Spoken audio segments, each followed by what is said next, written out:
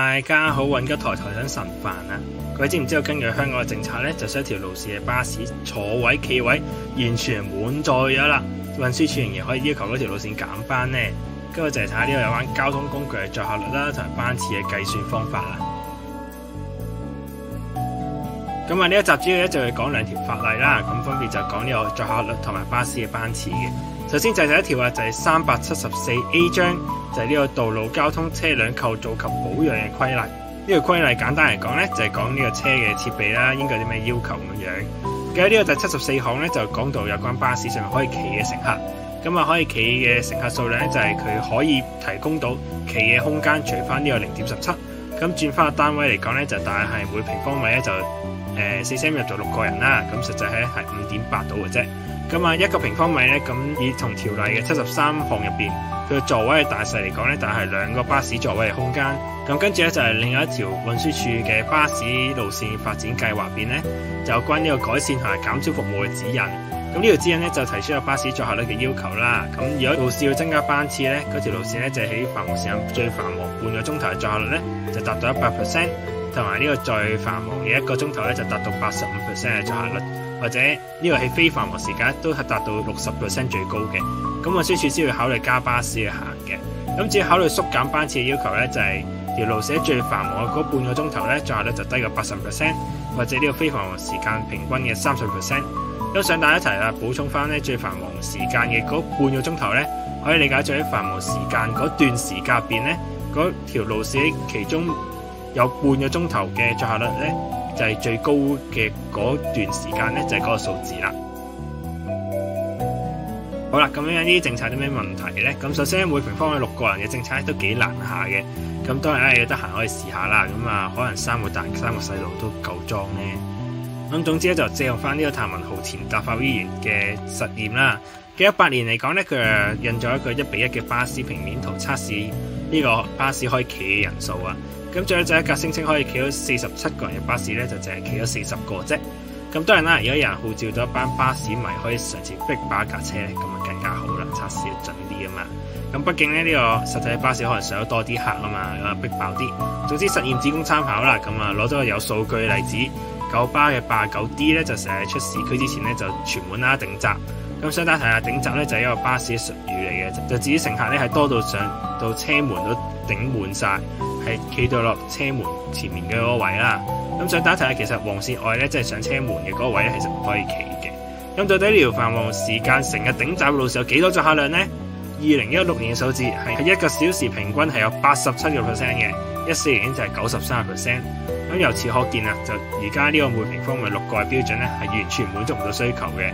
咁另外個區議員啊，就係要容明洲咧都整咗呢份 form 啦，咁就顯示出咧係冇任何一款巴士可以做到超過95%嘅載客率嘅。咁所以我都唔知呢個數據邊度嚟嘅，可能係由平方米6個人變咗4個人啦。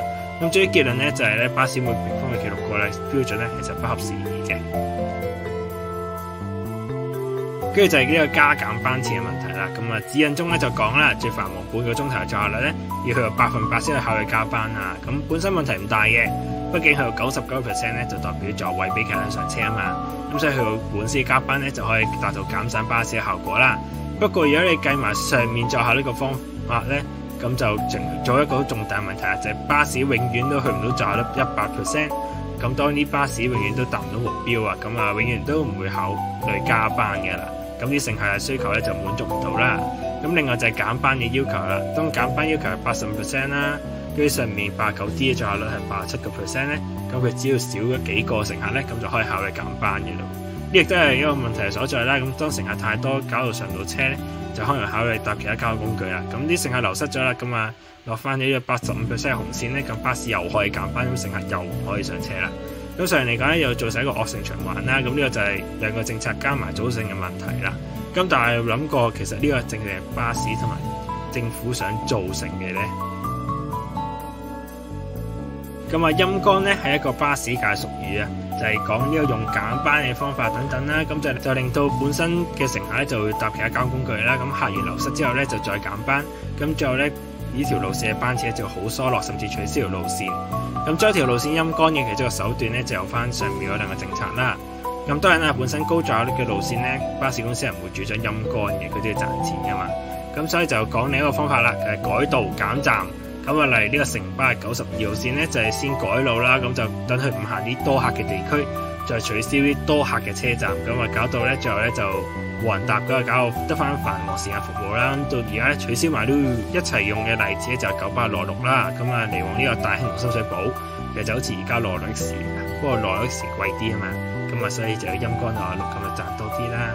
咁本身開班咧就係15至20分鐘一班嘅，咁後尾開始減啦，18至25啦，17至28啦，22至27啦，最後咧就20至30分鐘一班，跟住啲乘客咧就慢慢轉晒搭羅綠 X 啦。咁最後咧羅綠咧就取消咗啦。咁取消前嘅數據咧就話最繁忙一個鐘頭咧係49% 嘅啫。另一個近期啲例子就係辦 B 啦，咁本身2016年嘅時候最繁忙半個鐘頭平均載客量咧係67% 嘅。咁以九巴最多嘅 ATNU 計咧就啱啱好滿座咁嘅大細度啦。咁17年咧，九巴就將非繁忙班次咧由20減到30，咁啊到今年客量咧就67減到52啦。咁所以屯馬線通車之後咧，第一個俾人睇中嘅路線就係辦 B 取消佢啦。咁當呢個巴士公司冇心去營運條路線嘅時候咧，佢就可以用呢個客量不足為由咧，就係減班啦。咁就可以令到乘客咧就可以改搭啲比較貴嘅巴士路線啦。咁或者可以節省啲用車開支。咁點解運輸署政府又唔去阻止呢事咧？咁又睇下之前補貼呢條片咧，就知道其實運輸署係好想乘客去晒搭港鐵嘅。咁所以只有呢個方法啦。咁啊，運輸署就可以令到一部分乘客咧，可能有機會轉搭港鐵啦。咁巴士嘅載客量嘅計算咧就到呢度啦。咁啊，講下呢一個交通工具。咁港鐵嘅載客量方式係點計嘅咧？咁2014年啊，港鐵嘅載客量數字入邊咧，咁我可以見到嗰時嘅計法咧，已經寫晒分別係用每平方係企4個同6個嘅兩個計算方法寫晒落去㗎啦。咁甚至可以見到啊，將軍澳線咧由6個人咧就載客量就72%，咁啊減去變咗4個人咧，咁就加到100.6% 嘅載客率啦。咁啊，其實喺2014年咧，運房局就提出咧，就應該由每平方6個咧就減到4個嘅。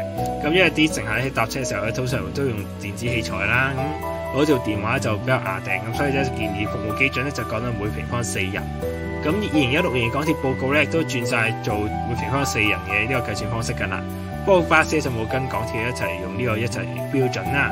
咁而家政府運輸署啦，咁最新佢哋計劃又點樣呢？咁啊，經議員提出之後咧，咁2020年啊，運房局就經研究啦，就話其實每平方米6個人咧，就同海外即係外國嘅數字差唔多啦。咁啊，但係咧，因為啲乘客咧就話想舒服啲咁搭車，咁佢咧就覺得可以採用翻呢個每平方4個人嘅計算方式嘅，咁就攞嚟做呢個服務嘅基準啦。咁但係法定嘅企位標準咧，仍然係每平方6個人嘅。咁呢個修訂咧就預計2021年中咧就會實施嘅啦。咁另外咧就係加減班嘅指引方面咧，咁呢個指引都會作出啲修訂啦。就係加班嘅要求咧，就係最繁忙半個鐘頭載量咧就100減到90，咁最繁忙一個鐘頭咧就85減到75。咁至於減班咧就會由呢個最繁忙嘅半個鐘頭85咧就減到75%。咁為咗方便理解，用九巴嘅12.8米巴士咧就係98個座位加原本48個企位減到32個企位計算咧。咁本身加班咧就有呢個半個鐘頭146個啦，同埋一個鐘頭124個人。咁而家咧就變咗就117人同埋98人㗎啦。咁啊即係話一個鐘頭客量咧啱啱好滿座咧，加入半個鐘頭咧有19個人企咧，咁就可以加班㗎啦。咁至於減班嚟講咧，就係最繁忙半個鐘頭咧就啱啱好滿座就得㗎啦。咁啊，雖然我一開始有提到啦，咁呢個政策咧真係好嚴啦，好難搞啦，好有陰謀論咁樣啦。咁雖然事實嘅，但係咧降低呢個標準之後咧，好似係講得太多。咁啊，加班一個鐘頭客量咧就啱好滿座，就係特啲。咁多人減班咧就係啱好滿座，都係高啲啦。咁啊，所以我覺得咧就應該將個數字咧就平均啲。咁啊，可能加班係最繁忙一個鐘頭咧就改入80啦。咁另外最繁忙半個鐘頭咧就由75減到70咁樣啦。咁啊，另外就係希望各位觀眾咧，如果搭車咧，就盡量行入車廂中間，咁啊可以等其他乘客可以上車。因為好多乘客咧，其實都唔肯行入車廂入邊嘅，咁我哋成日見到啲狀況。咁啊，啲乘客咧就又唔上層去坐啦，搞到其他人又上唔到車啦。咁啊，順帶一提啊，呢個情況喺巴士屬於叫假頂閘啊，即係明明有位嘅，但係啲人又上唔到車喎，啲人拎晒喺個落車門度喎。咁有呢啲情況咧，咁可以提醒下個乘客咧，就可以行入車廂。咁翻咗講到啦，夾多係2句啦。咁啊揾咗咁多資料咧，都值得民主派提出，完全唔見其他人咧就提出咗呢一啲問題。一個咧就係防疫啊。咁既然集會唔得啦，咁不如政府改下政策啦。咁啊，再咧去到5成啊或者7成咧，咁就要加班啦。咁咪要坐開啲，咁話對乘客都安全啲啊嘛，係咪先？咁好啦，咁最後咧就係嚟問下各位呢個政策嘅，跟住有啲政策需唔需要修改咧？A 係兩個都需要嘅，因為放寬咗啊，咁搭車先會舒服啲。B 咧就係兩個都唔需要啊，咁而家呢個咁樣樣咧，咁啊好啦，咁啊逼晒啲人去搭港鐵，咁啊有巴士搭啦，耶！計劃通。C 淨係修正呢個期嘅人數啦，咁6個減4個已經好舒服噶啦。D 就係淨係修正呢個嘅加價班限制啦，就係放寬咗先會更加多嘅班次。E 就係其他下面留言啦，咁最後咧都係大家收睇啊，又可以睇翻之前提過嘅補貼政策啦，咁啊了解多啲呢啲嘢。意見咧歡迎下面留言分享下啦，有唔記得去撳讚啦、訂閱啦，我哋下次再見啦，拜拜。